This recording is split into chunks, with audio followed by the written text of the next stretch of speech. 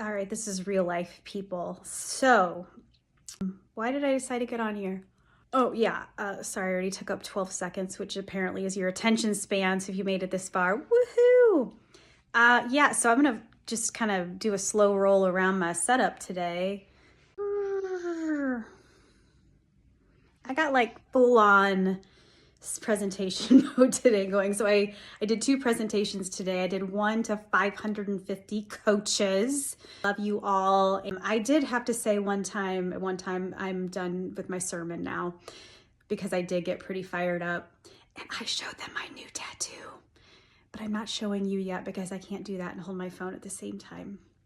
Technicalities. And I really decided to film this because I got out of the coach session. I immediately had a coaching session with one of my clients. We did a coaching session.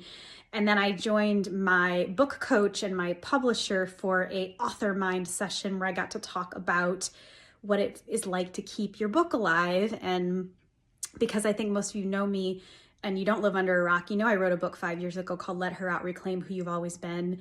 And that's what I was there to inspire these other authors to be like, beat your chest about your book because you need to tell people things 8,529 times for them to remember it. But why I am recording this, you made it a minute 45 in to get the punchline.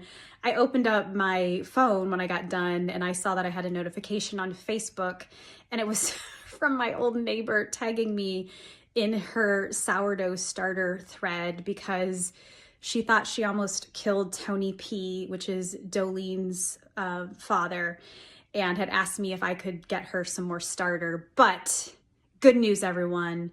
Tony P is alive and kicking, which means my family continues to rotate between 2 jars of sourdough starter.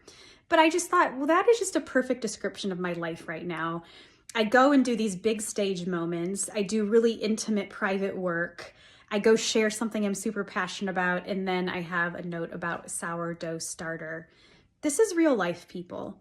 And I hope you can zoom out on the daily and be like, what's my version of real life? Because I'm also now going to go work with my 16-year-old on teaching her to drive in the snow because it's still snowing and they still don't have school and they still don't have school tomorrow. So we're going to teach her how to drive in the snow. And then I am probably going to have to take my dogs out in the -8-degree weather. So there's my day. And I chuckle because I love it. I designed it this way. And I'm feeling really fortunate to have this. Thanks.